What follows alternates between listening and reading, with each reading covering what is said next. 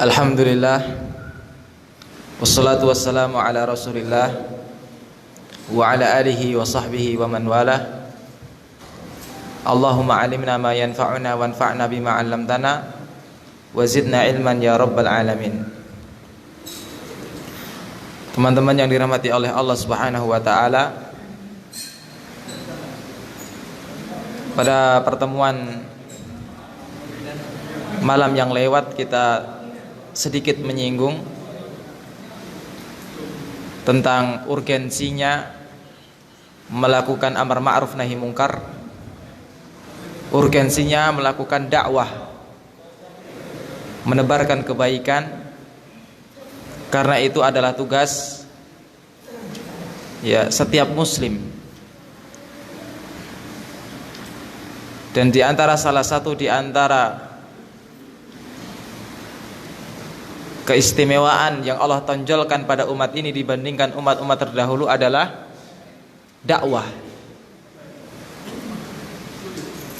Kuntum khaira ummatin ukhrijat lin-nasi ta'muruna bil ma'ruf wa tanhauna 'anil munkar wa tu'minuna billah.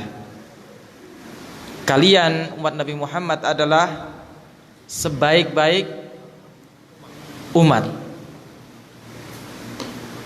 Ukhrijat linnas, yang dimunculkan, yang sengaja dimunculkan untuk manusia. Ta'muruna bil ma'ruf, kalian melakukan amar ma'ruf, mengajak kepada yang ma'ruf. Wa tanhauna 'anil munkar, dan melarang dari sesuatu yang mungkar. Wa tu'minuna billah, di samping itu kalian beriman kepada Allah.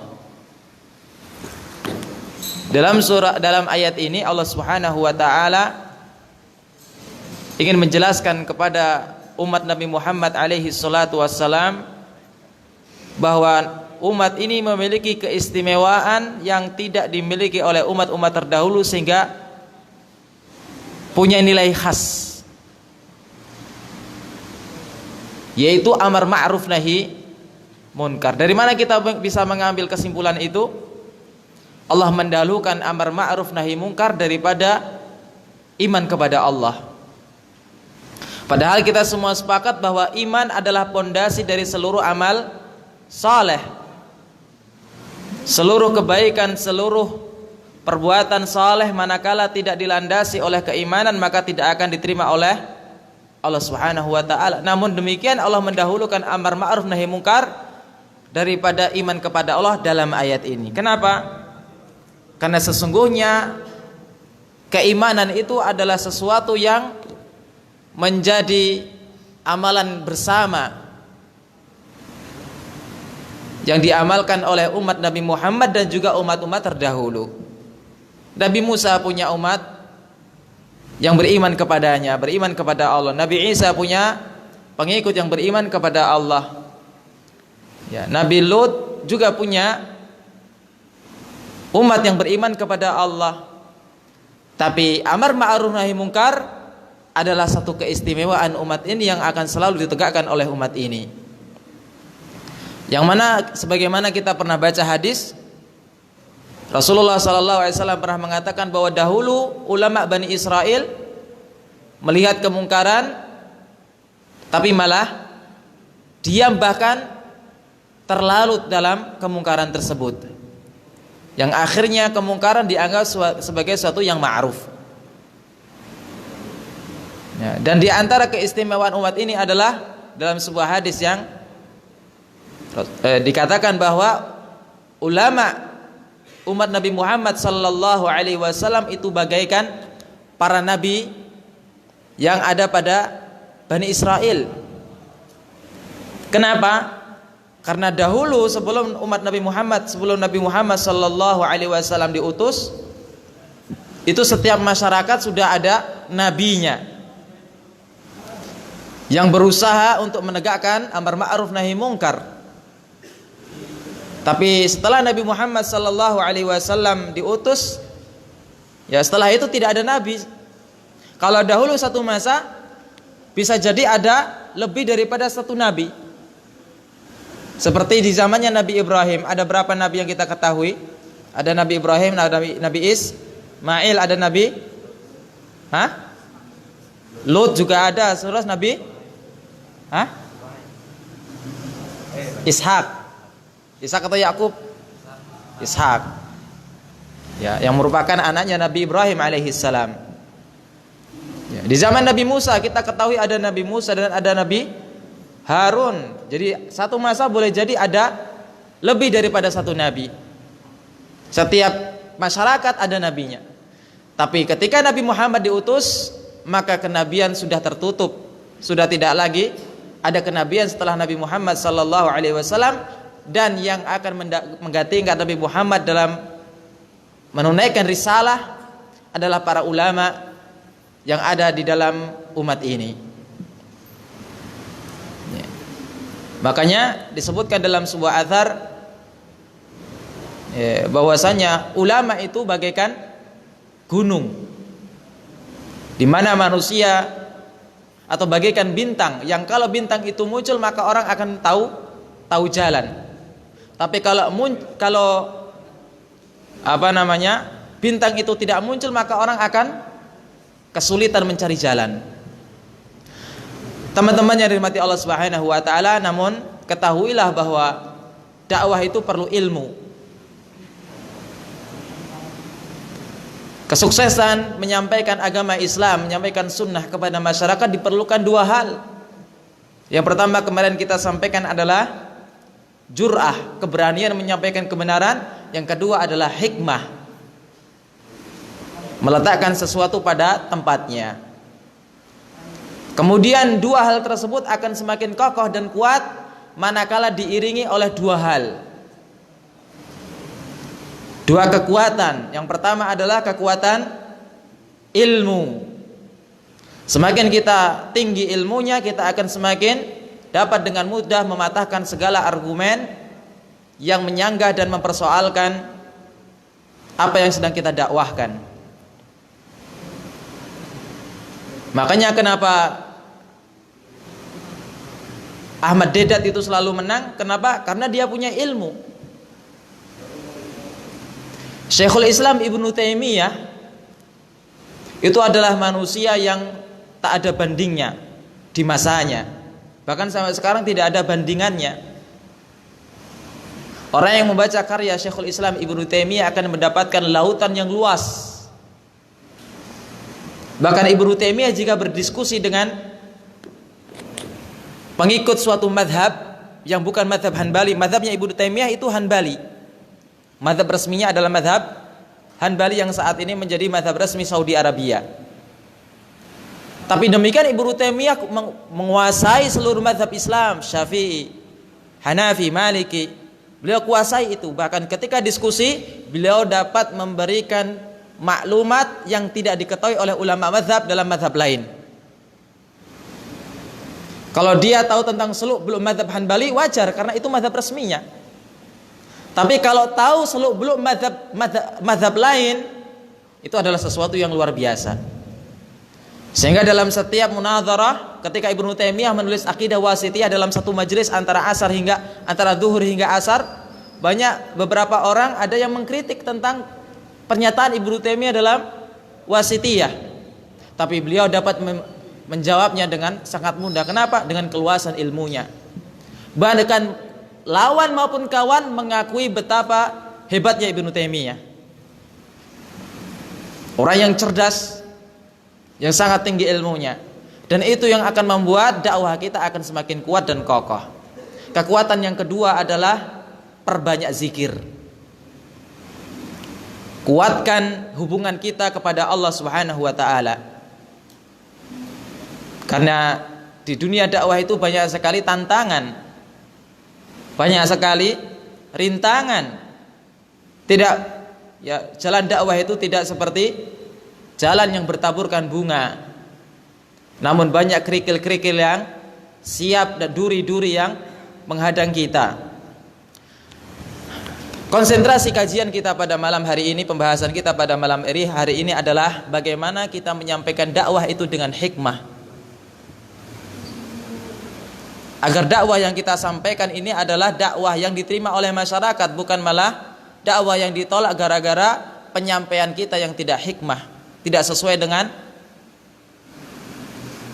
kondisi, tidak sesuai dengan SOP. Tidak sesuai dengan SOP-nya oleh Nabi Muhammad sallallahu alaihi wasallam.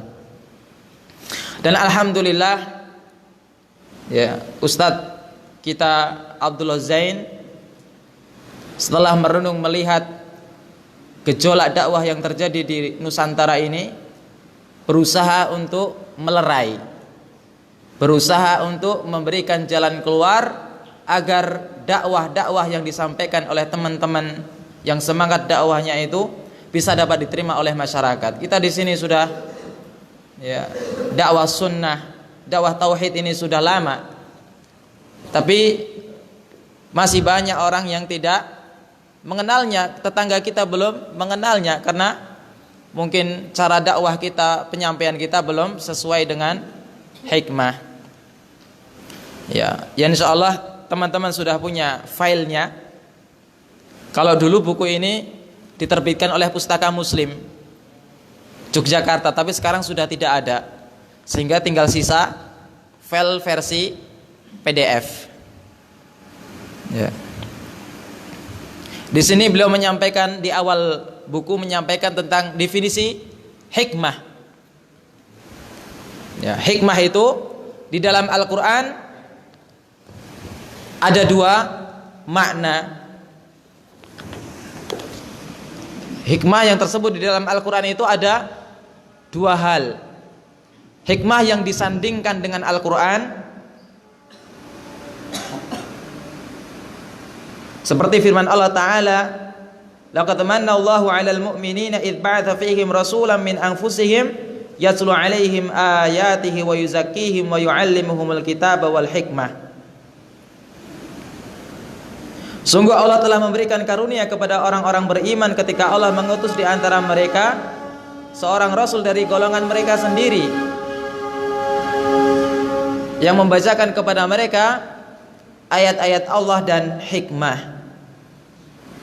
Membacakan ayat-ayat Allah, membersihkan jiwa mereka dan mengajarkan kepada mereka Alkitab dan hikmah.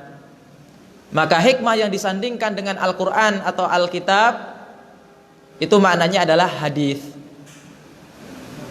Ini kalau kita baca Al-Quran menemui hikmah kok disandingkan dengan Al-Quran ataupun kitab, maka maknanya adalah hadis. Kemudian ada kosakata hikmah yang disebutkan dalam Al-Quran yang tidak bersanding dengan Al-Quran, seperti dalam surat Al-Baqarah ayat 269, yu'til hikmata may yasha wa may yu'tal hikmata faqad utiya khairan katsira. Allah menganugerahkan hikmah kepada siapa saja yang Dia kehendaki, dan barang siapa yang dianugerahi hikmah itu, ia benar-benar telah dianugerahi karunia yang banyak, dan hanya orang-orang yang berakallah yang dapat mengambil pelajaran dari firman Allah. Maka jika hikmah itu disebutkan sendiri tanpa digandengkan dengan Al-Quran, maka maknanya adalah apa? Sesuatu yang sesuai dengan kondisi. Ya.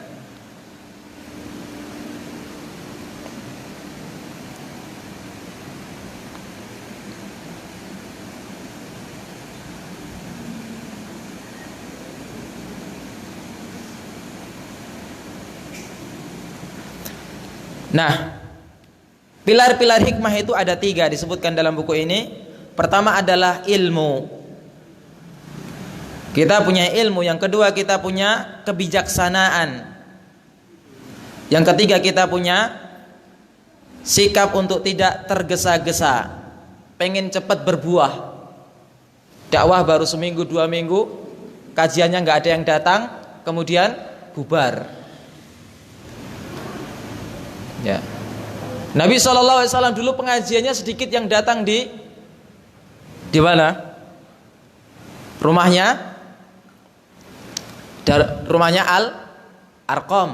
Kajiannya Nabi itu di rumahnya Al-Arqam yang ada di Bukit Sanab. Pengajiannya yang datang sedikit, tapi Nabi tidak pernah mengeluh karena itu adalah bentuk daripada proses. Ya. Ada sebagian orang itu kalau diundang ngaji ditanya, diundang ngisi nanya hadirinnya berapa, kalau sedikit nggak mau datang. Ini masalah. Ya, Nabi itu, umatnya Nabi Muhammad dari sesuatu yang sedikit, dari kelompok yang sedikit kemudian berkembang hingga menjadi penguasa di dunia ini.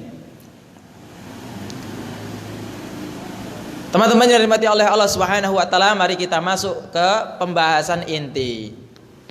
Contoh bagaimana kita menerapkan hikmah, meletakkan sesuatu pada tempatnya dalam berdakwah. Mudah-mudahan bisa selesai, tapi kalau tidak ya kita ringkaskan. Ya. Contoh pertama, penulis mengatakan senantiasa berusaha untuk berakhlak mulia di samping berusaha untuk berakidah dengan akidah yang benar. Di antara contoh real tentang berakhlak mulia dalam berakidah ini adalah kitab Aqidah Wasithiyah. Ada yang pernah baca Aqidah Wasithiyah? Setelah Ibnu Taimiyah menyebutkan akidah, poin-poin penting berkaitan dengan akidah Ahlussunnah wal Jamaah, beliau mengakhirinya dengan pembahasan tentang akhlak mulia, menunjukkan bahwa berakidah Ahlussunnah wal Jamaah itu tidak akan mungkin bisa sempurna manakala tidak membuahkan akhlak mulia. Dan yang disebut dengan akhlak mulia ini adalah akhlak mulia yang diberlakukan untuk semua orang, baik kepada ikhwan, orang yang sudah ngaji, yang sering kita temui, maupun orang awam yang sama sekali belum pernah ngaji. Kadang-kadang kita belajar kitab jami' dari Bulughul Maram tentang akhlak, tapi hanya dipraktekkan kepada sesama kawan yang sudah ngaji. Tapi kepada orang yang belum ngaji, belum.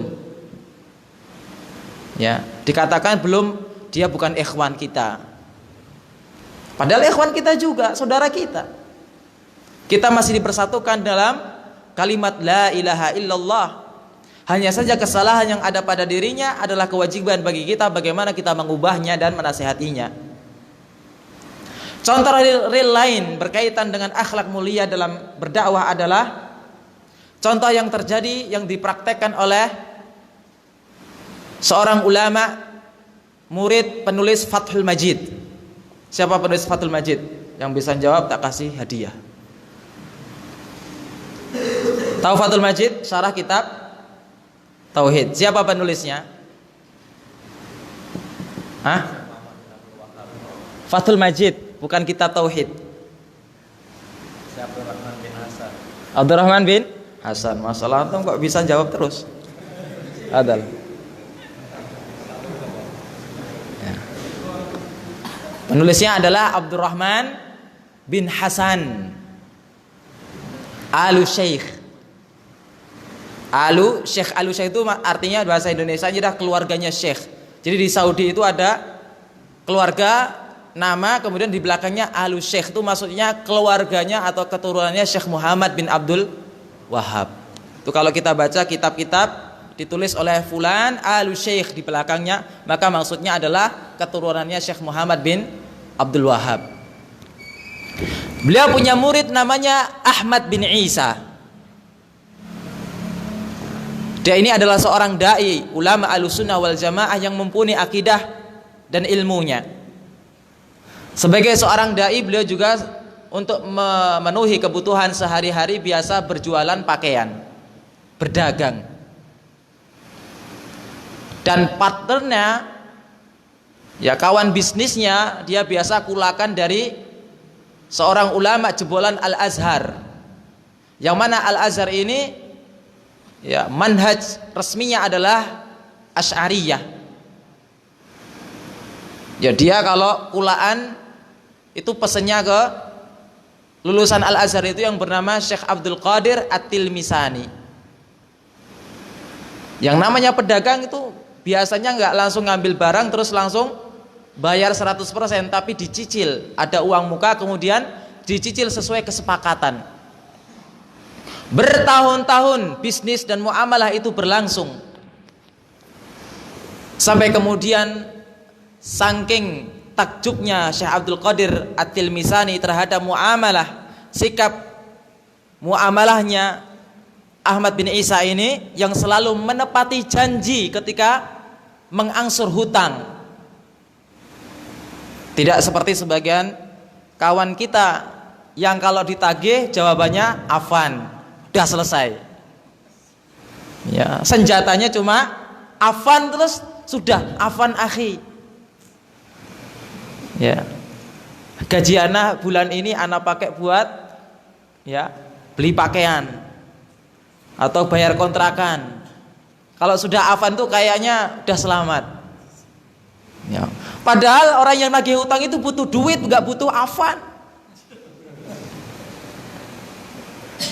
Ya, bukan afan yang dia inginkan, tapi uang untuk dikembalikan. Ya.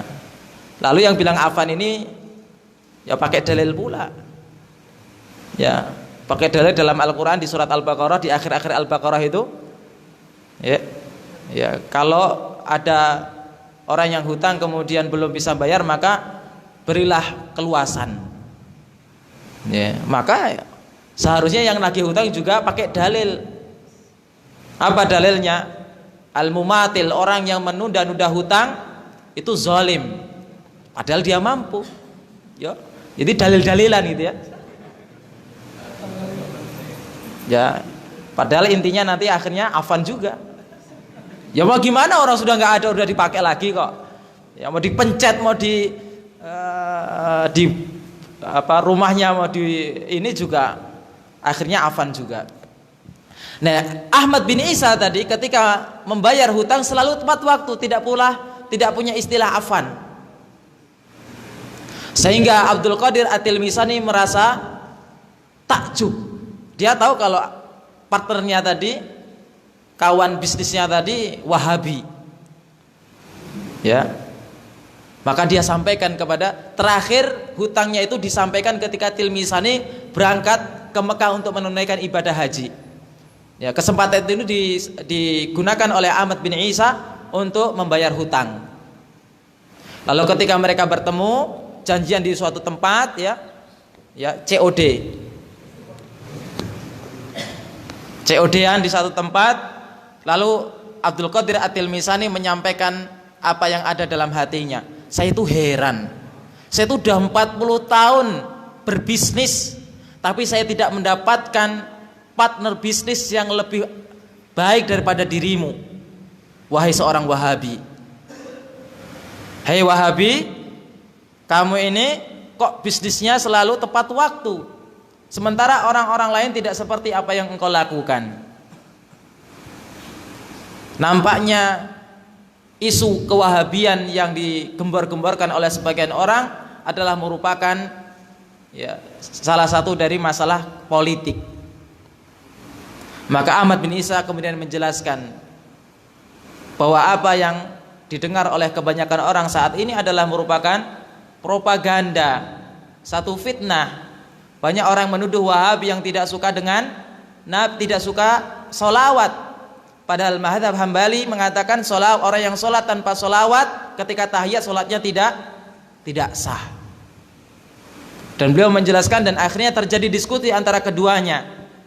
Diskusi pertama berlangsung tentang masalah tauhid uluhiyah. Maka kemudian Tilmisani ini menerima. Yang paling sulit bagi Al-Tilmisani untuk melepaskan akidah lamanya adalah masalah asma wa sifat, karena dia lulusan Al-Azhar, Asy'ari tulen. Ya, luar dalam Asy'ari.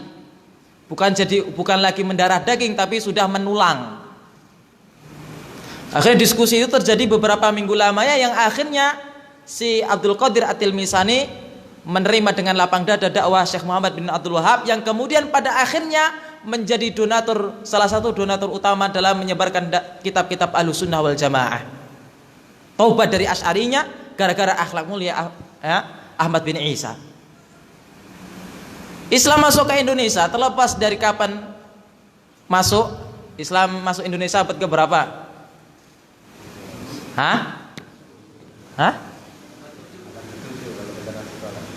Berapa? Abad ke-7. Abad ke-7 itu berapa Hijriah? 2 atau 6, 7, 2 atau 3. Kan Nabi SAW itu lahir pada abad ke-5 atau 6, abad ke-5 atau 6 Masehi. Tapi antum bilang 7 itu Masehi atau Hijriah? Oh, Hijriah. Ya, kelamaan ya. Ya. Orang yang mengatakan bahwa Islam masuk ke Indonesia abad ke-7 Hijriah atau sekitar berapa Masehi? Hah? Berapa Masehi? Hah? Abad ke berapa? 12-an ya? Abad ke-12-an. Mereka berdalil bahwa pada abad itu adalah abad di mana Islam baru pertama kali datang dengan bukti kerajaan pertama kali ada di Sumatera, yaitu kerajaan Samudra Pasai. Kalau kita mau ngutek-ngutek lagi, mungkin nggak satu komunitas yang baru kemudian tiba-tiba punya kerajaan? Mungkin nggak? Nggak mungkin. Maka kerajaan itu akan muncul manakala sudah ada proses yang panjang sebelumnya sehingga bisa mempunyai kekuasaan dan kerajaan. Sehingga sarjana muslim seperti Buya Hamka ketika mengadakan rapat atau daurah tentang Islamisasi Nusantara, itu berkesimpulan bahwa Islam masuk itu sekitar abad 1 atau 2 Hijriah. Bahkan konon Muawiyah adalah khalifah pertama kali yang memanfaatkan kemaritiman untuk menyebarkan ajaran agama Islam. Dan salah satu kapal itu sebagiannya berlayar ke Nusantara untuk mencari tahu kira-kira itu ya siap tidak untuk dimasuki dakwah Islam. Konon katanya begitu. Kenapa? Karena hubungan Timur Tengah dengan Nusantara itu sudah berlangsung sejak lama. Bahkan ada sebagian sejarawan mengatakan bahwa ya kapal Fir'aun itu pernah mendarat di sebuah kota di Barus, di daerah Sumatera untuk mencari kapur barus. Yang kapur barus itu tidak ada di Timur Tengah. Ya.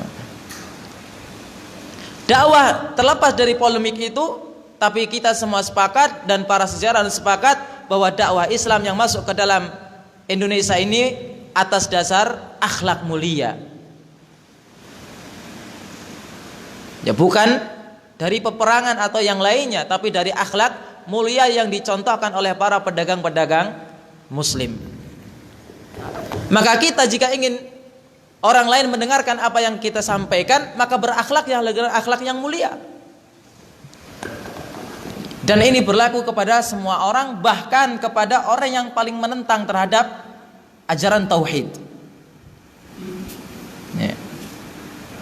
Bagaimana berakhlak mulia? Akhlak mulia itu adalah satu perintah dalam Al-Quran dan Sunnah yang tidak ada batasannya. Satu kaidah penting. Manakala ada perintah yang terdapat dalam Al-Quran dan As-Sunnah, tetapi tidak dirinci bagaimana pelaksanaannya, maka ketahuilah bahwasanya pelaksanaannya itu disesuaikan dengan urf, adat dan kebiasaan masyarakat setempat. Sehingga akhlak mulia di sini dengan di Saudi itu berbeda. Ya, di Saudi menghormati orang itu dengan mencium kening, memegang kepala dengan dicium. Antum baru sekolah di sana 4 tahun datang ke Indonesia, pegang pula kepala orang tua, ditabok pula antum. Karena bukan adatnya, bukan termasuk akhlak mulia di sini, di sana akhlak mulia. Tapi di sini ya dengan cium tangan selama tidak menunduk seperti orang yang ruku. Nah, akhlak mulia. Maka kembali kepada urf. Bagaimana akhlak mulia? Akhlak mulia itu. Dan yang banyak sering terjadi yang dikeluhkan oleh sebagian orang tua adalah manakala ketika anak itu sudah ya baru ngaji, itu biasanya berseteru dengan orang tua. Gara-gara tahu orang tuanya masih pajang foto di dinding, kemudian tiba-tiba pulang diturunkan semua foto itu. Marah orang tua. Kita harus sabar. Akhlak mulia, kadang kita itu harus sabar melihat kemungkaran. Ya. Maka terus apalagi kepada orang tua itu harus betul-betul hati-hati, jangan sampai menyakiti. Seawam-awam orang tua, maka mereka adalah orang yang paling berhak kita nasihati dengan akhlak yang mulia.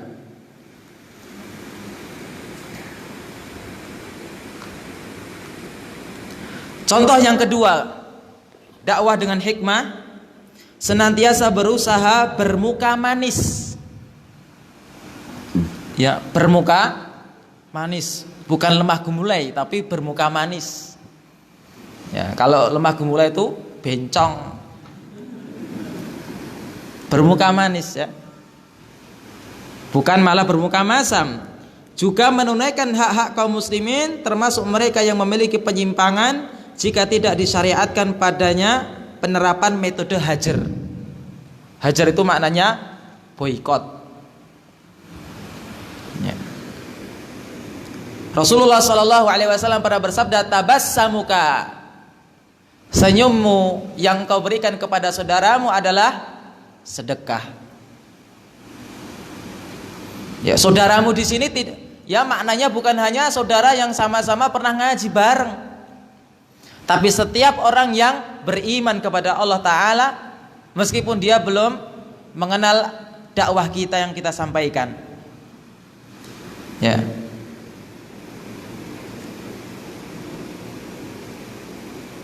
Jabir bin Abdullah radhiyallahu anhu pernah mengatakan, "Mundu aslamtu," ya, semenjak aku masuk Islam, Rasulullah sallallahu alaihi wasallam tidak pernah menghalangiku untuk masuk rumahnya, dan beliau selalu tersenyum padaku setiap melihatku. Jadi rumahnya Nabi itu selalu terbuka untuk siapa saja. Ya. Terbuka untuk siapa saja bisa masuk. Itu Nabi. Sebaik-baik orang yang mulia. Kita kadang-kadang pilih-pilih tamu. Ada seorang kiai di Lombok, namanya Kiai Haji Sofwan, pimpinan pesantren Nurul Hakim, gurunya teman saya. Itu kiai tidak pernah menolak tamu walaupun datangnya tengah malam. Gak pernah nolak walaupun ngantuk, tapi tetap dilayani. Pernah Ustadz Aris cerita, ya, yang namanya kuburan yang sering diziarahi itu ada juru kuncennya, ada juru kunci. Ya, jadi kalau orang mau ziarah datangnya ke dia dulu. Mau ziarah. Pernah kalau yang ziarah itu orang yang pakai mobil, itu welcome-nya luar biasa. Tapi pernah suatu ketika ada orang tua yang datang pakai sepeda, pengen ziarah, tanda kutip, pengen dilunasi hajatnya dengan cara ziarah tadi itu. Kemudian datang kepada juru kunci, "Saya mau ziarah," apa jawabannya? "Kanjeng Kiai sedang tindak." Maksudnya apa? Ya, Kanjeng Sunan, penghuni kubur tadi itu, karena Sunan sedang pergi, nggak bisa diziarahi. Kuburan. Maksudnya dia tidak mau welcome gara-gara nggak berduit. Ya, saya bukan berarti mendukung yang semacam itu, tapi sebagai ya, cerminan bahwa ada orang-orang yang kalau nerima tamu itu pilih-pilih. Ya.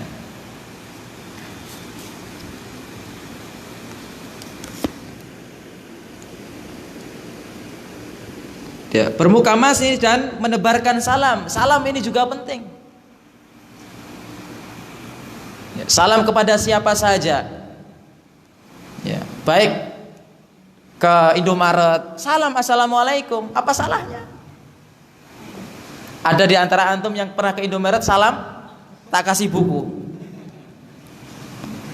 Hah, siapa?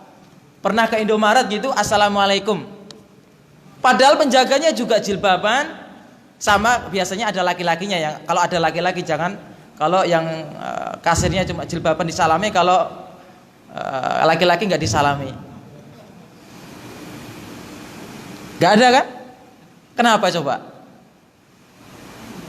Ya, ada itu di video viral beberapa hari yang lalu, ada orang jubahan minta sumbangan ke Indomaret.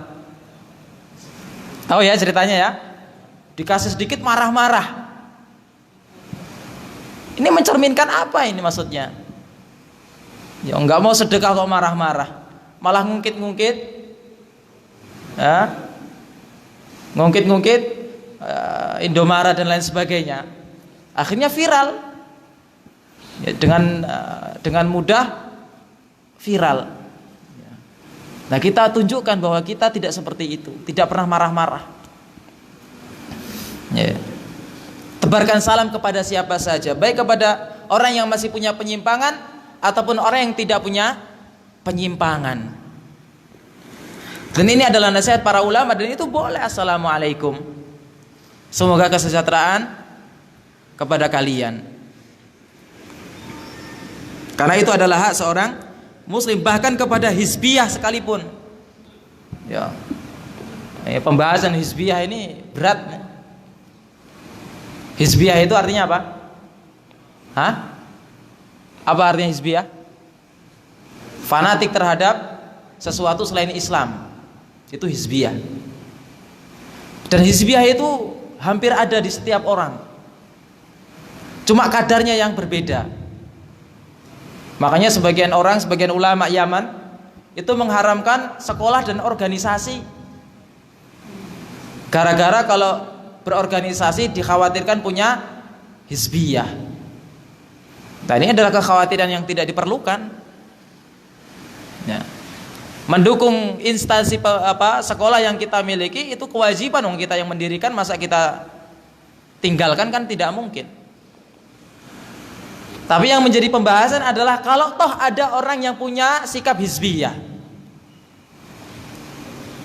lalu apakah kemudian kita tidak salam kepadanya? Jawabannya tetap salam dan menjawab salam, bukan malah melengos atau cari jalan seakan-akan setan yang takut dengan Umar.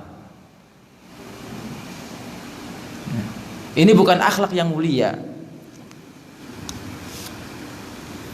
Ada ya, termasuk salam ini jabat tangan. Sebagian orang, sebagian di kita itu kalau dijabat tangani ketika sholat setelah selesai itu tidak mau. Tapi ketemu di luar sholat juga nggak jabat tangan dia, nggak pernah mempraktekkan caranya. Memang iya jabat tangan setelah sholat adalah sesuatu yang diada-adakan, satu yang bid'ah. Tetapi apakah kita jabat tangan ketika kita ketemu di depan masjid? Enggak juga. Ini masalah. Seperti contoh yang saya sampaikan kemarin. Ya. Ya, tetap kita salami, apalagi baru pertama kali ketemu di masjid kan tidak apa-apa. Alangkah baiknya manakala kita jabat tangan ketika kita ketemu di depan masjid atau di sebelum sholat tiba. Sehingga kalau kita menolak jabat tangan setidaknya ada alasan, tadi kan sudah jabat tangan. Tapi kalau sama sekali belum jabat tangan kok kemudian menolak jabat tangan, ini yang masalah. Ya, ini yang masalah. Dan ini penyakit kita bersama.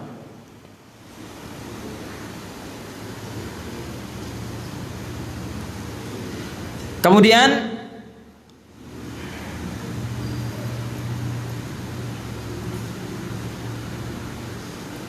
dalam sebuah hadis dikatakan, ya, dari Urwah bin Zubair, bahwasana Aisyah mengabarkan, menginformasikan kepadanya bahwasanya Aisyah izin kepada Nabi Shallallahu Alaihi Wasallam ada seorang laki-laki yang izin untuk berjumpa kepada Nabi. Maka Nabi mengatakan, u'dzunu lahu, ya, izinkan dia bertemu denganku. Bisa ibnil ashirah, padahal orang yang izin tadi adalah orang yang paling jelek di tengah-tengah kaumnya, atau orang ya orang yang paling jelek, perangainya itu jelek, tapi Nabi mengizinkan untuk bertemu dan berjumpa. Tapi ketika berjumpa dengan Nabi, apa yang beliau lakukan?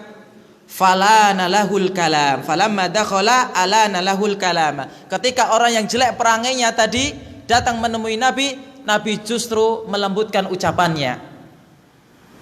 Bukan tambah melengos atau menjawab, ya, Nabi apa kabar? Sehat. Sudah makan? Sudah. Ya, menjawab sebutuhnya. Ini tidak benar. Nabi tetap melembutkan ucapan. Aisyah bingung. Tadi Nabi mengatakan orang tadi adalah orang yang jelek perangainya, kok Anda bersikap lemah lembut? Apa kata Nabi? Rasul sallallahu alaihi wasallam bersabda, wahai Aisyah, sesungguhnya manusia yang paling jelek kedudukannya di sisi Allah adalah orang yang ditinggalkan atau dijauhi masyarakat, ya, untuk menghindari kejahatannya. Contoh yang ketiga, mengenal masyarakat yang akan kita dakwahi dan mempelajari medan dakwah yang akan kita arungi sebelum terjun ke dalamnya. Ini penting, kita mengenal medan dakwah. Masyarakat Jawa dengan masyarakat Komering beda. Ya. Orang Batak dengan orang Minang beda caranya. Orang Arab dengan orang Nusantara beda. Maka kita harus kenali, adat istiadatnya juga harus kita kenal. Makanya sebelum dakwah ke suatu kampung, tanya. Kalau disuruh jadi imam, ditanya dulu, ini biasanya imamnya gimana? Bukan tiba-tiba maju kemudian sholat sesuai kehendaknya sendiri. Yang biasanya imamnya jahar, kita tidak jahar, akhirnya jadi masalah. Dibicarakan di belakang, kemudian besok tidak diundang kembali. Seharusnya dia tanya, biasanya itu bagaimana, jahar atau tidak bismillahnya? Biasanya tanya itu tarawihnya 22 atau 44. Ya, perlu sesuatu kita mengenali, dan ini diterapkan oleh Rasul Shallallahu Alaihi Wasallam manakala mengutus Mu'adz bin Jabal ke mana? Ke Yaman. Innaka ta'ti qauman min ahlil kitab, wahai Mu'adz, ketika mengadakan pelepasan kepada Mu'adz, wahai Mu'adz, sesungguhnya dirimu akan mendatangi ahli kitab. Maka hendaknya yang pertama kali engkau dakwakan adalah tauhid, syahadat alla ilaha illallah dan Muhammad Rasulullah.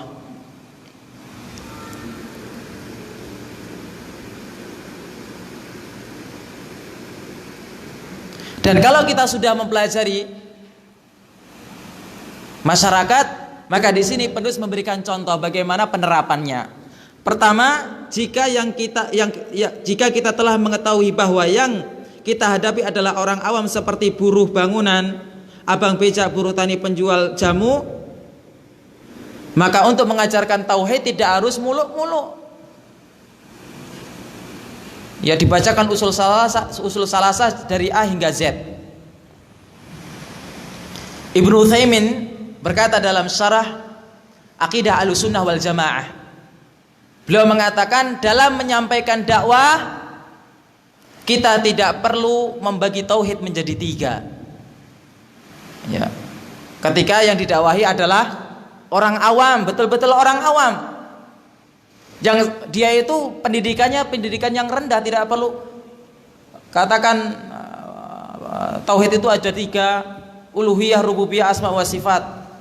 Uluhiyah itu adalah ifradullah bil, ya, rububiyah adalah ifradullah bi af'alillah, kemudian ifradullah bil ibadah, kemudian ifradullah bi asma'ihi wa sifati. Ya, al-iman itsbatu ma wasafa Allah bihi nafsahu wa ma wasafa bihi rasulahu. Tidak perlu. Langsung sampaikan saja bahwasanya tauhid adalah mengesahkan Allah dalam beribadah. Dan tidak perlu terlalu membawa masalah-masalah yang berkaitan dengan asma wa sifat, tentang istawa alal arsh. Gara-gara sudah belajar akidah wasitiyah, kemudian datang ke suatu tempat yang dimasalahkan adalah istawa alal arsh, kemudian disebutkan syubhat-syubhat yang berkaitan dengan istawa alal arsh. Ini nggak benar. Kenapa? Karena mayoritas orang itu percaya kalau Allah itu di atas, dia tidak punya syubhat.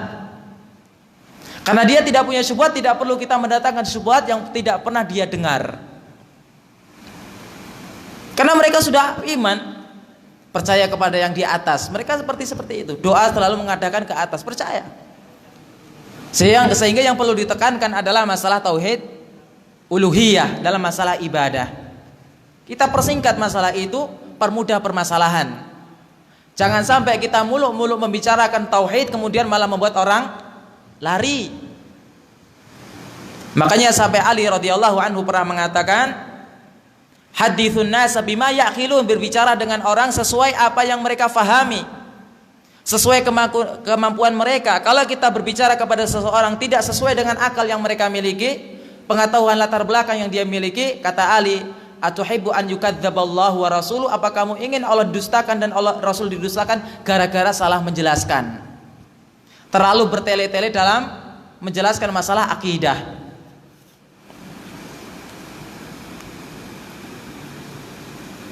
Apalagi sebagian orang, Syekh Utsaimin pernah mengatakan dalam Syarah Aqidah Ahlussunnah wal Jamaah tentang masalah ainallah. Dalam berdakwah kita tidak harus langsung tanya di mana Allah. Ya, diuji satu persatu, ditanya orang tua di mana Allah. Ini keterlaluan. Kata beliau, ini adalah sesuatu yang hulu. Kita buat dia itu bertauhid dulu dalam masalah uluhiyah, baru kemudian kita sampaikan tentang sifat-sifat Allah Subhanahu wa taala sesuai dengan kemampuannya. Di sini disebutkan, dicontohkan misalnya bapak-bapak, ibu-ibu, kunci surga itu ada 4. Ilmu agama, mengamalkan ilmu tersebut, mengajarkannya, serta bersabar ketika mencari ilmu, mengamalkan dan mengajarkannya. Ilmu agama itu ada 3, mengenal Allah, mengenal Rasul, dan mengenal agama Islam. Itu sudah cukup. Tidak usah dikasih matannya kemudian diterjemahkan satu persatu. Ya, orang kampung masa disuruh dengarkan matan, apalagi kajian kitab, tidak perlu.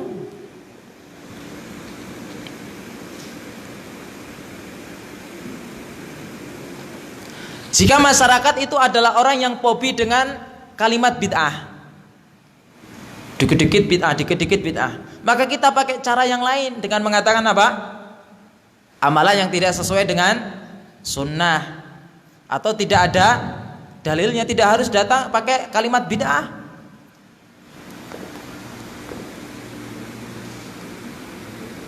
Kalau pernah mendengar terjemahannya Ustadz Abdul Zain ketika menerjemahkan Syekh Ibrahim Ar-Ruhaili di Masjid Istiqlal, nggak pernah pakai istilah bid'ah, karena beliau tahu kalau yang hadir pada daurah itu adalah orang umum.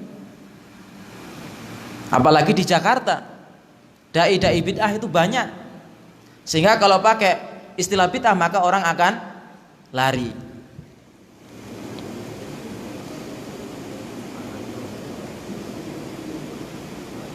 Kalau yang kita dakwahi adalah orang yang sudah berumur, jangan sekali-kali menyampaikan dakwah seolah-olah kita mengguruinya.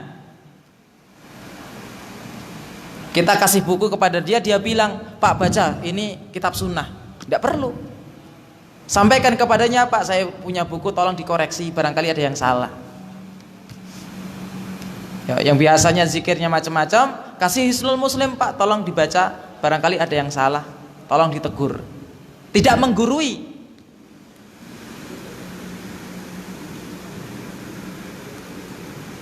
Contoh yang keempat,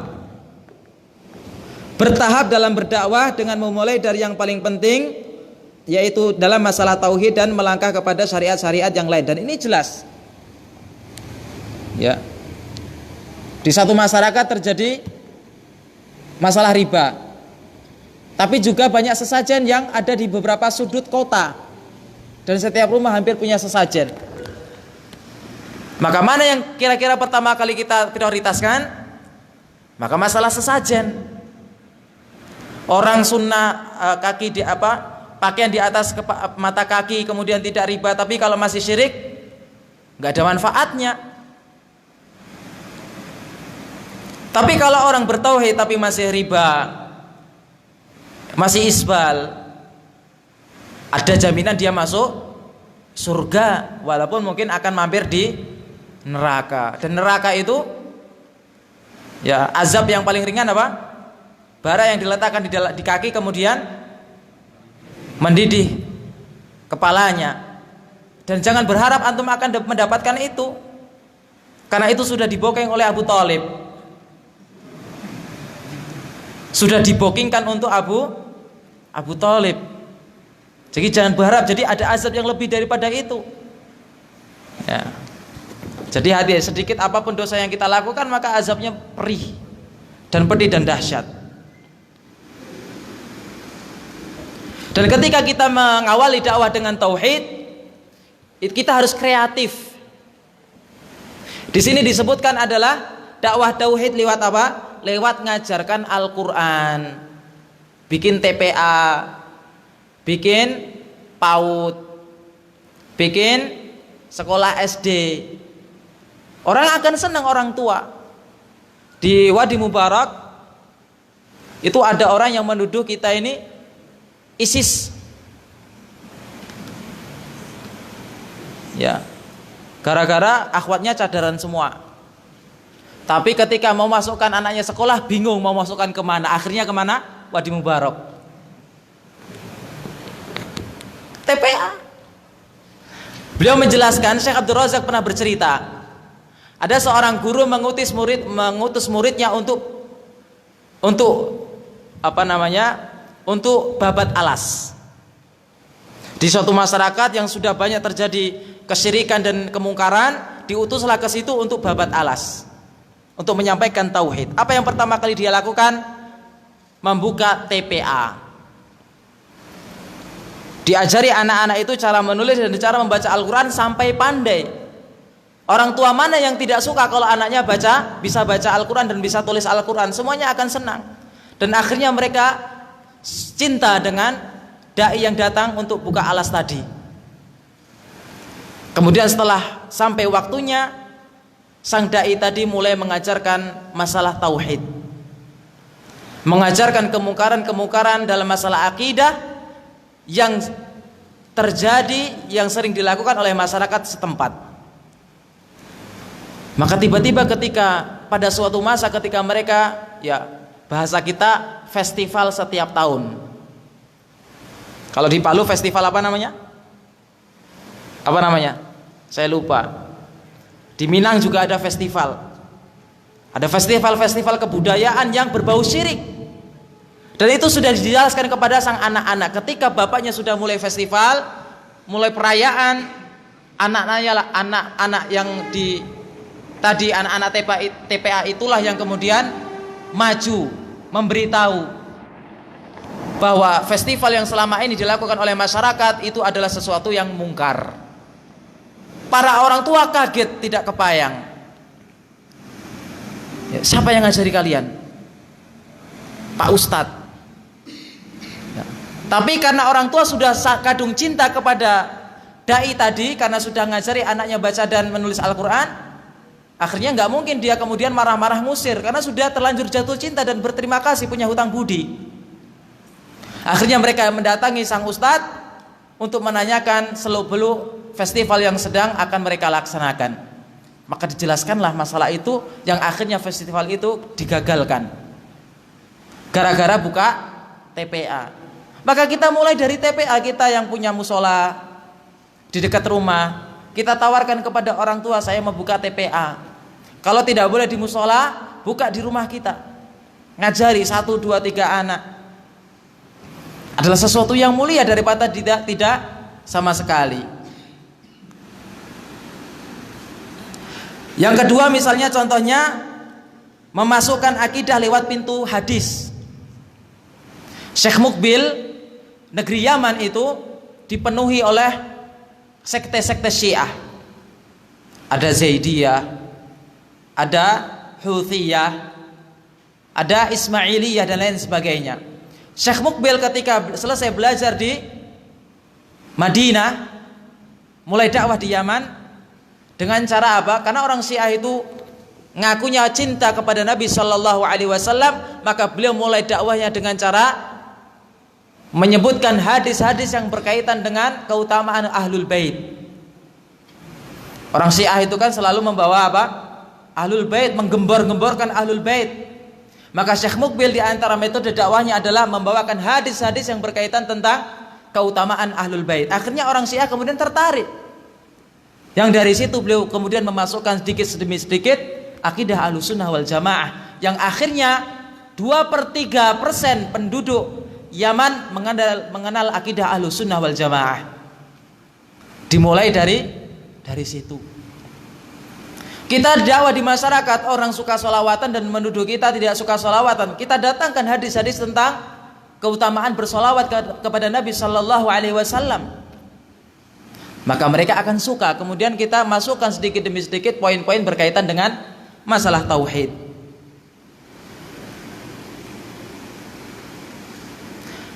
Kemudian contoh lainnya adalah memasukkan tauhid lewat pintu yang sudah disepakati oleh bersama. Contohnya menjelaskan tauhid uluhiyah lewat tauhid rububiyah. Dan ini banyak Allah jelaskan dalam Al-Quran. Kalau seandainya Allah sajalah yang menciptakan alam semesta, maka dialah satu-satunya yang berhak disembah. Kita jelaskan misalkan penafsiran tentang doa istiftah. Kita jelaskan tentang tafsir Al-Fatihah dan seterusnya.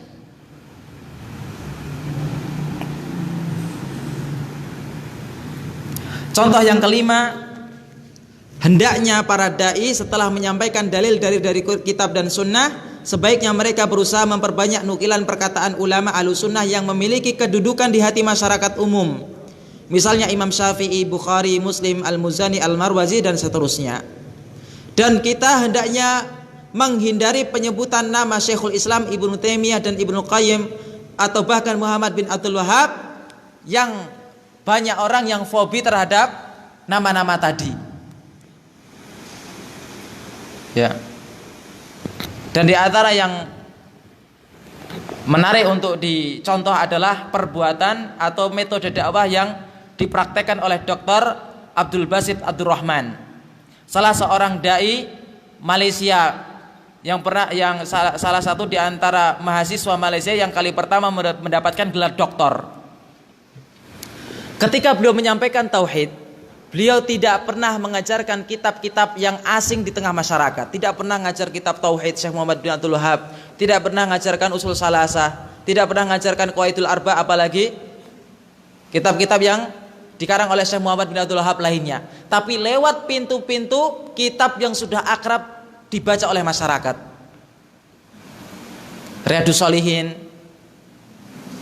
misalnya, Arba'in Nawawi. Di Malaysia itu sangat masyhur kitab Jawi namanya. Kitab bahasa Arab, bahasa Melayu yang bertuliskan pegon, beraksarakan Arab.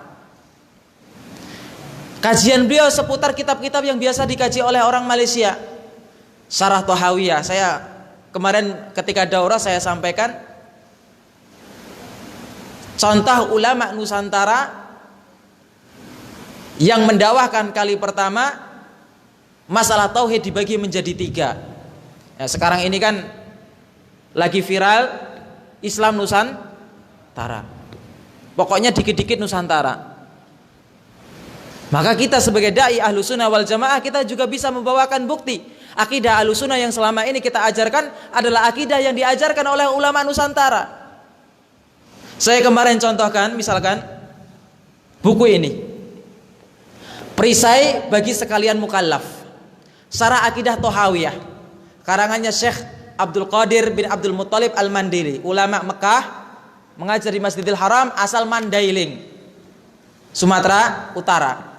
Dalam kitab ini beliau sebelum mengawali ketika mensyarah akidah Thahawiyah, beliau menyebutkan bahwa akidah tauhid itu terbagi menjadi 3, rububiyah, uluhiyah, dan asma wa sifat, sesuai dengan penjelasan ulama-ulama Ahlussunnah yang lainnya. Buku ini dicetak pada tahun 1961, lama sekali.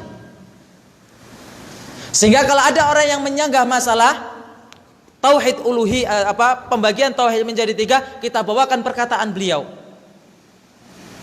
Ketika kita dakwah di Muhammadiyah, kita ingin mendakwahkan tauhid, ada juga ulama Muhammadiyah yang juga mensyarah kitab tauhid ya Syekh Muhammad bin Abdul Wahab. Dan termasuk tokoh lama. Saya bawakan contohnya. Syarah kitab tauhid ditulis oleh Muhammad Thohir Badri. Ini salah seorang tokoh Muhammadiyah Jakarta. Kitab ini, buku ini ditulis pada tahun misalkan 1984. Lama. Ya. Sehingga kalau kita ingin memasukkan ajaran ini kepada orang-orang Muhammadiyah, kita sampaikan ada kok tokoh Muhammadiyah yang menyampaikan kitabnya Syekh Muhammad bin Abdul Wahab. Ketika kita datang ke komunitas orang yang berakidah Asy'ariyah, berorganisasi dengan organisasi yang didirikan oleh Hasyim Asy'ari, ada di antara ulama mereka yang membagi tauhid menjadi dua, persis sebagaimana pembagian Ibnu Qayyim rahimahullah. Karena sesungguhnya pembagian tauhid menjadi tiga ini bukan tujuan tapi sarana untuk memudahkan pembelajaran. Ibnu Qayyim membagi tauhid menjadi dua dengan esensi yang sama, kemudian dinukil oleh Kiai Muhammad Ihsan Jampes Al-Qadiri, orang Kediri, dalam kitab Sirajut Talibin. Beliau menukil perkataannya Ibnu Qayyim dalam kitab itu tentang pembagian tauhid. Jadi ulama mereka pun mengakui. Maka ketika kita ingin menyampaikan dakwah tauhid, kita sampaikan nama-nama yang sudah akrab di telinga. Tadi saya sampaikan dai asal Malaysia Dr. Abdul Basit Abdul Rahman itu mengkaji kitab ini yang sudah biasa dibaca oleh masyarakat Malaysia. Ngaji kitab Anak Kunci Surga. Dari akidah Asy'ariyah dirubah penjelasannya menjadi akidah Ahlussunnah wal Jamaah. Matanya Asy'ariyah tapi penjelasannya Ahlussunnah. Ya, membawakan perkataan Imam Syafi'i manakala mengharamkan misalnya masalah ya, kirim pahala bagi yang sepakat. Membawa perkataan Imam Ghazali terhadap orang-orang yang suka ya tabaruk dengan kuburan. Menukil pendapatnya Taqiyuddin Al-Hisni, ulama mazhab Syafi'i, ketika membicarakan tentang masalah musik. Dan seterusnya. Dan ini termasuk sesuatu yang hikmah.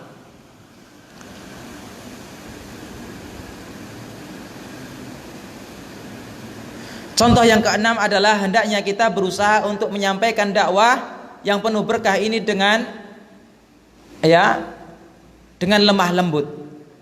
Sebagaimana kata Allah Subhanahu wa taala, "Fabima rahmatin minallahi lintalahum wala kunta faddan ghalidhal qalbi lan faddu min haulik." Maka disebabkan karena rahmat Allah lah engkau bersikap lemah lembut terhadap mereka. Sekiranya engkau bersikap keras lagi berhati kasar, tentulah mereka menjauhkan diri dari sekelilingmu.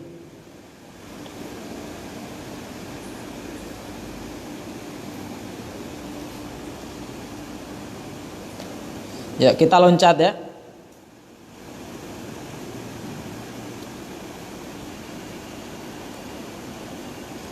Di antara contoh hikmah dalam berdakwah adalah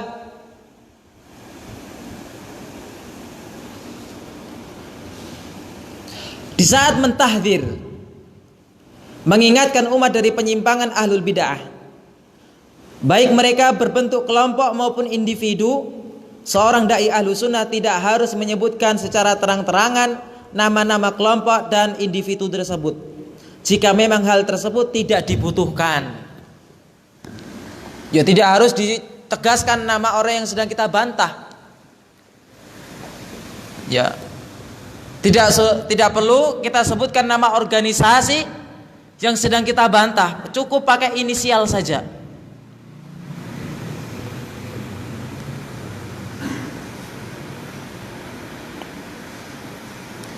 Rasulullah Shallallahu Alaihi Wasallam pernah suatu ketika menegur seorang sahabat. Beliau tidak mengatakan si fulan melakukan A, tidak. Tapi melakukan, ada orang yang melakukan A, B, C, D. Menyindir saja, tidak perlu disebutkan namanya. Karena kadang-kadang kalau kita menyebutkan merek, kalau kita sebutkan merek, orang akan marah.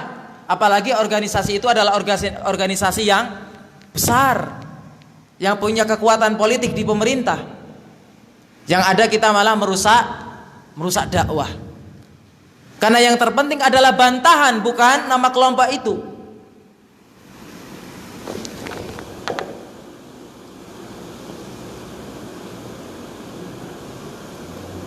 Ketika Nabi SAW memperingatkan tentang Dzul Khuwaisirah, Abdullah bin Dzul Khuwaisirah, ketika mengatakan kepada Nabi SAW ketika membagi ghanimah, kemudian mengatakan, wahai Muhammad i'dil, wahai Muhammad, kok anda ini bagi ghanimah kok tidak adil.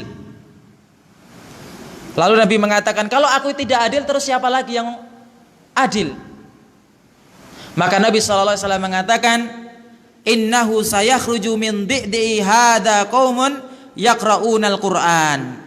Akan muncul dari keturunan orang ini. Dia tidak menyebutkan merek. Beliau hanya mengatakan orang ini, tidak disebutkan nama secara spesifik.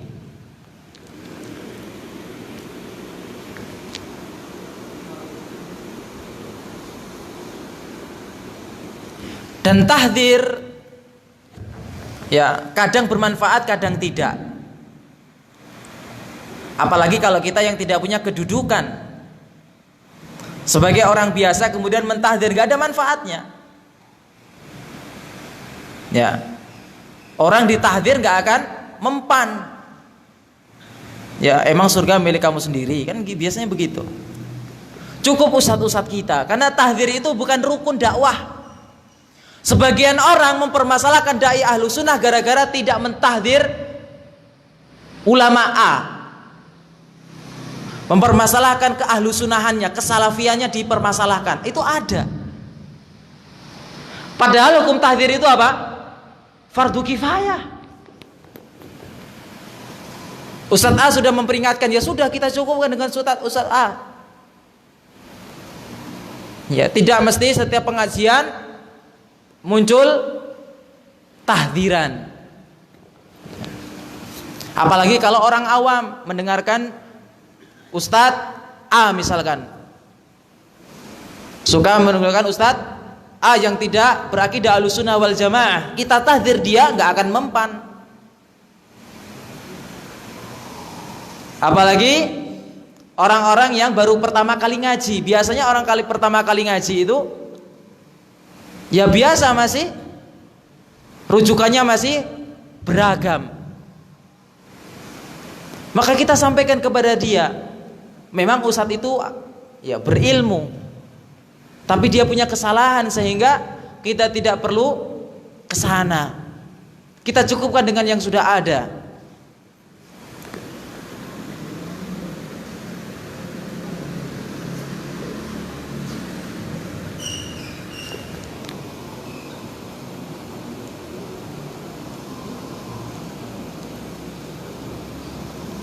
Contoh terakhir, saya persingkat.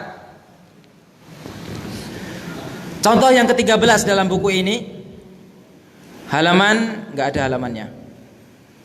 Mengamalkan hal-hal yang biasa dikerjakan di masyarakat selama hal-hal itu masih diperbolehkan oleh agama dengan tujuan untuk menarik hati masyarakat dan menjadikan mereka tidak fobi dengan dakwah kita. Meskipun terkadang hal-hal tersebut tidak sesuai dengan yang lebih afdal, bahkan terkadang disyariatkan untuk meninggalkan beberapa amalan yang hukumnya sunnah untuk menghindari fitnah atau keributan atau huru-hara atau untuk menarik hati masyarakat. Jadi ketika menyampaikan kebenaran tidak harus dalam satu masa. Nabi SAW ketika berada di Mekah, atau ketika Nabi SAW punya keinginan untuk merenovasi Ka'bah. Jadi dulu di masyarakat jahiliyah, Ka'bah ini pernah kebanjiran, atau Ka'bah ini pernah mengalami sesuatu yang menyebabkan dia akan roboh. Maka masyarakat jahiliyah berbondong-bondong, gotong royong, patungan, ya, untuk merenovasi Ka'bah. Karena dananya kurang, Akhirnya Ka'bah tidak dibangun sesuai dengan ukuran yang dibangun oleh Nabi Ibrahim. Ketika Nabi SAW diangkat menjadi nabi, beliau mengatakan punya keinginan untuk membangun merenovasi Ka'bah sesuai dengan ukuran yang dibangun oleh Nabi Ibrahim. Tapi sayang, ketika beliau memperhatikan bahwa banyak orang yang tidak siap, baru kali pertama masuk Islam, baru masuk Islam, sehingga kalau Ka'bah itu direnovasi ada prasangka-prasangka yang tidak benar. Ini kok Nabi ngotak-ngatik Ka'bah, yang bisa menyebabkan orang itu kufur. Akhirnya beliau mengurungkan niatnya. Gara-gara itu, jika Ka'bah saja jika masalah Ka'bah saja Nabi SAW mengalah, bagaimana dengan masalah-masalah fikih yang sifatnya ijtihad? Selama itu adalah khilaf ulama yang muktabar, masing-masing punya dalil yang kuat, maka apa salahnya kita mengalah? Ya, tentunya dengan tetap berkeinginan bahwa kita akan menyampaikan pendapat yang lebih kuat. Dan di sini penulis menyebutkan beberapa contoh, misalnya ya, masalah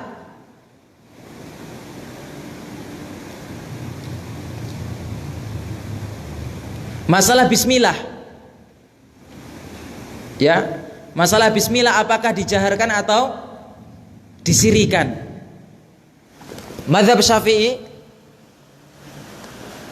mengatakan bismillah itu jahar, karena bismillah termasuk bagian dari Al-Fatihah. Mazhab Maliki mengatakan bismillah bukan termasuk Al-Fatihah. Mazhab Hanbali bismillah itu disirikan. Mayoritas umat Islam di tempat kita disirikan, dan masing-masing punya dalil. Masing-masing punya dalil. Maka oleh karena itu kita boleh mengalah. Di masjid yang biasa jahar, maka kita imam dengan cara jahar. Apalagi kalau kita diamanahkan untuk menjadi misalkan imam masjid, daripada diimami oleh orang yang bacaan Al-Fatihahnya tidak benar, mending kita yang maju dengan mengalah untuk menjaharkan bismillah. Banyak sebagian teman-teman mengeluh kepada kita, kalau imam di masjidnya Al-Fatihahnya banyak yang keliru. Apa hukumnya? Ya mendingan kita yang imam dengan mengalah dengan menjaharkan bismillah. Contoh lain dalam masalah pakaian. Dalam masalah pakaian. Ya, sebagian orang itu bersikukuh untuk meninggikan pakaian sampai sebetis. Ya kalau nggak sebetis nggak sunnah, berarti belum kokoh. Salafinya itu belum kokoh. Ini nggak bener. Ya, kita kewajiban kaki celana itu di atas mata kaki. Itu kewajiban. Di lutut boleh. Di betis itu juga sunnah. Ya. Tapi kita tidak mengapa. Sebagian orang kan kalau melihat orang yang sholat misalkan ya celananya sampai betis, masalah itu. Ya, sholat kok pakai celana main. Dikira kalau sebetis itu celana main atau celana keladang. Padahal itu sunnah. Ada hadisnya dari Nabi Sallallahu Alaihi Wasallam. Contoh lain masalah kunut. Sebagian ustadz kita mengatakan kunut itu bid'ah. Padahal itu semua adalah permasalahan khilafiyah. Imam Malik dan Imam Syafi'i mengatakan kunut hukumnya sunnah. Perbedaan antara Malik Syafi'i dalam masalah kunut adalah kalau mazhab Maliki kunutnya sebelum ruku. Berdasarkan hadis aqanata Rasulullah sallallahu alaihi wasallam. Ya, Anas pernah bertanya, apakah Rasulullah dulu kunut ketika subuh? Anas mengatakan ba'dar ruku'i yasiron. Nabi biasa kunut setelah ruku sebentar. Berarti sebelum ruku apa? Banyak. Makanya mazhab Maliki mengatakan baik kunut yang dilakukan sebelum ataupun setelah ruku sama-sama sah. Sedangkan Syafi'iyah mengatakan kunut itu diberlakukan setelah ruku. Dan perbedaan antara mazhab Maliki dan Syafi'i adalah kalau mazhab Syafi'i kalau nggak kunut itu harus sujud sahwi. Dan dalil tentang ruku itu ada, bukan tidak ada. Dan hadisnya sahih. Ada yang sebagiannya sahih, ada yang sebagiannya dhaif, ada yang sebagiannya diperselisihkan oleh para ulama. Di antaranya adalah hadis Anas, bahwasanya Anas mengatakan qanata Rasulullah sallallahu alaihi wasallam fi subhi hatta faraqad dunya atau kama qala. Rasulullah senantiasa mengerjakan kunut sampai beliau meninggal. Mazhab Hanafi dan mazhab Ahmad membantah. Yang tidak setuju dengan kunut mengatakan kunut yang dimaksud dalam hadis ini adalah salat dengan khusyuk, tumakninah. Karena di antara makna kunut adalah tumakninah. Dalam kaidah usul fikih dikatakan, jika ada suatu istilah dalam syariat, hadis maupun Al-Quran mengandung dua makna, makna syariat dan makna bahasa. Ya, kunut itu makna bahasanya adalah tumakninah. Makna syariatnya apa? Berdoa ketika sholat. Sholat punya dua makna. Makna bahasa apa? Berdoa. Makna istilah apa? Ya, ibadah yang dilakukan dimulai dengan takbir, diakhiri dengan salam. Ini makna istilah. Sehingga kalau ada satu istilah mengandung dua kemungkinan. Kemungkinan makna secara bahasa dan kemungkinan secara syariat. Mana yang kita dahulukan? Makna syariat, makna syar'inya. Sehingga ketika kita membaca firman Allah Ta'ala, aqimus sholah, tegakkanlah sholat. Kira-kira sholat di sini maknanya adalah makna bahasa atau makna istilah? Makna istilah. Kalau kita artikan makna bahasa berarti tidak perlu sholat, yang penting doa saja. Tidak bisa. Kalau kita katakan itu adalah maknanya adalah makna bahasa, maka kita perlu dalil. Maka di antara sesuatu yang bisa kita unik dalam masalah ijtihad ulama adalah ketika Nabi SAW mengatakan, apabila kalian diundang makan oleh orang, apabila kalian diundang orang untuk makan pada siang hari sedangkan kalian sedang puasa, maka hendaknya kalian fasholli alaihi, maka sholatlah. Sholat di sini maknanya apa? Berdoa. Ini menurut jumhur ulama. Tapi ketika kita mengartikan itu adalah doa, harus ada dalilnya. Kenapa kita artikan itu sebagai doa? Kita bawakan sebagai makna bahasa, harus ada dalilnya. Sedangkan mazhab Zahiriyah yang biasa memahami ayat sesuai zahirnya mengatakan yang dimaksud dengan sholat di situ adalah sholat secara istilah. Sehingga kalau orang Zahiri itu kalau diundang makan itu nggak makan tapi mojok kemudian sholat. Salah atau benar? Sesuai dia memahami asal dari kata-kata sholat itu. Ketika kita membaca hadis qanata Rasulullah sallallahu alaihi wasallam hatta faraqad dunya, ketika Rasulullah mengerjakan kunut sampai meninggal dunia. Kunut di sini maknanya apa? Kalau kita katakan kunut di sini maknanya bahasa, harus ada dalilnya. Kalau kita katakan kunut ini adalah kunut secara istilah, yaitu berdoa ketika sholat, maka kita sudah berada pada kaidah asal. Jadi ternyata masalah itu khilafnya kuat, bukan nggak kuat. Ya, mazhab Hanbali juga berdalil. Karena Rasulullah sallallahu alaihi wasallam, Rasulullah pernah kunut selama 1 bulan penuh full. Tsumma tarakahu, kemudian beliau meninggalkannya. Kunut untuk mendoakan kejelekan kepada beberapa kampung.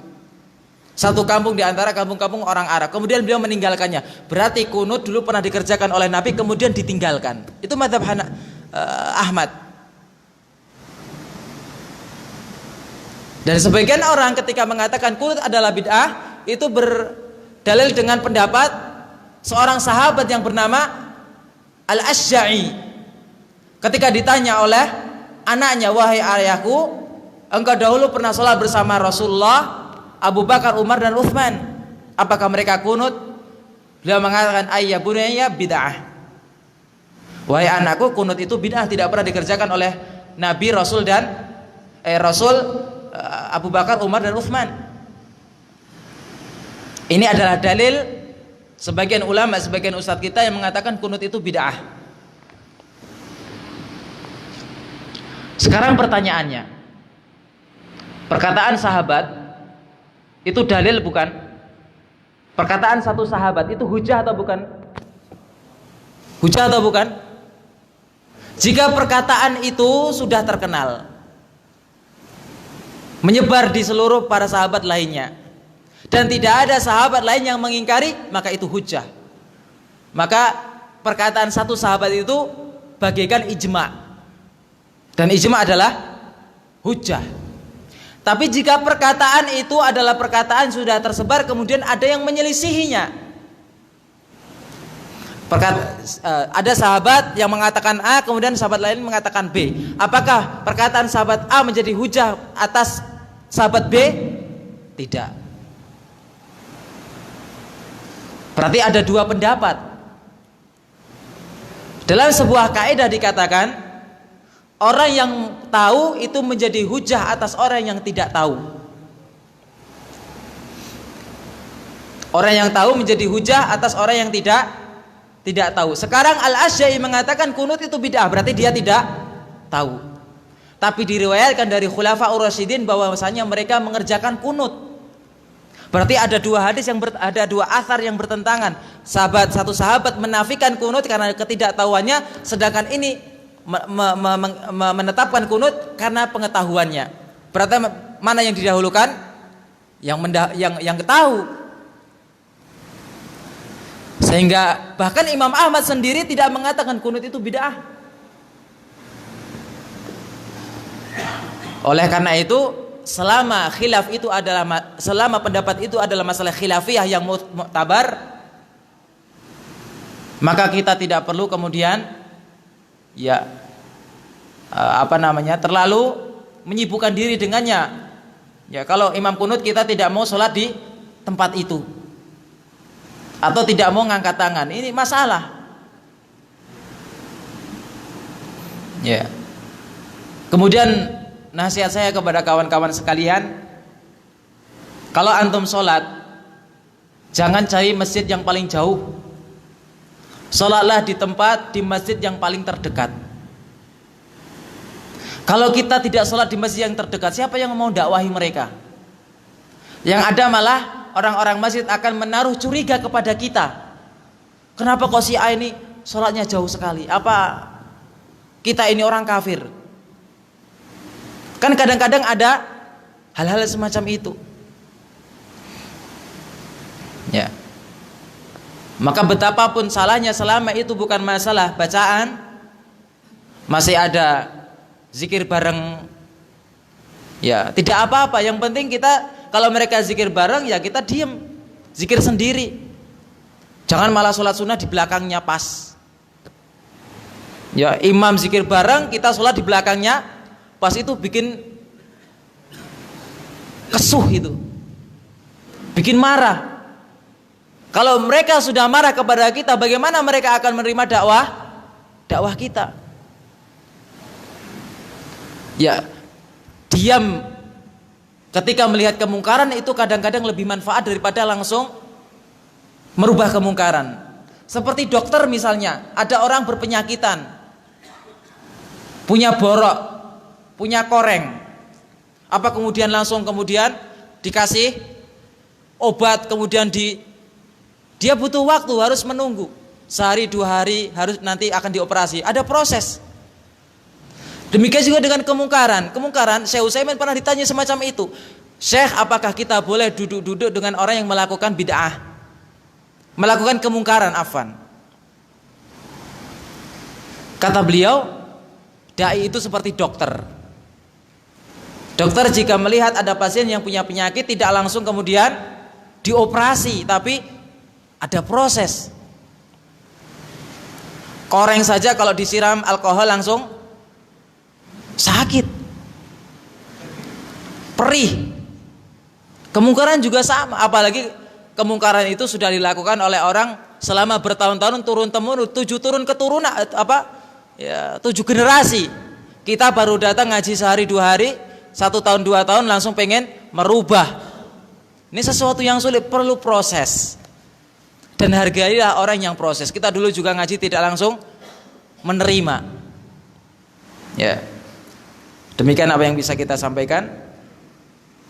Mudah-mudahan bermanfaat. Ya, insyaallah nggak ada yang bertanya ya. Ya, udah malam. Ya, subhanakallahumma bihamdika asyhadu an la ilaha illa anta astaghfiruka wa atubu ilaik. Ya, saya sarankan teman-teman nanti ngaji usul fikih untuk orang awam, biar kita bisa mengetahui problematika masalah jika kita menghadapinya. Ini penting sekali. Kalau pengen mendengarkan di internet ada, dulu Ustadz Aris punya rekaman tentang usul fikih untuk orang awam, al-qawaid al-usuliyah lil muslim ghairil mujtahid, kaidah-kaidah usul fikih untuk orang muslim yang belum sampai derajat ijtihad. Subhanakallahumma bihamdika asyhadu an la ilaha illa anta astaghfiruka wa atubu ilaik. Assalamualaikum warahmatullahi wabarakatuh.